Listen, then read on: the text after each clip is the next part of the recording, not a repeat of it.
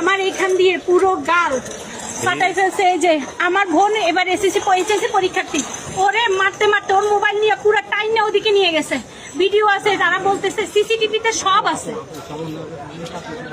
সিসিটিভিতে ভাই সব আছে। ওরা বলতেছে ওরা বিএনপির নেতা, ওরা কিচ্ছু করতে পারবে না। শুনেন, হ্যাঁ হ্যাঁ হ্যাঁ ভাই শুনেন, এখানে নিচে তারা যে একটা রুম করছে না, সারাক্ষণ নেশা পানি করে, এটা নিয়ে তাদের ফ্যামিলিও অনেক বেশি অতিষ্ঠ।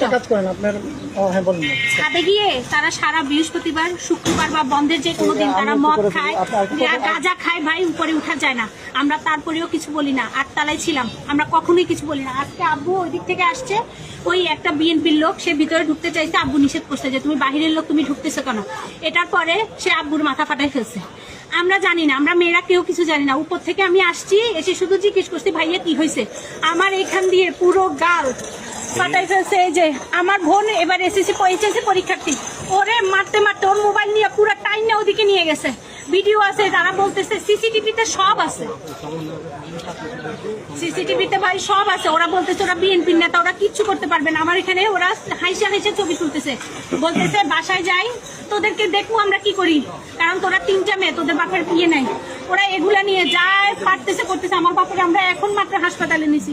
এটাই কি বিএনপির বিচার?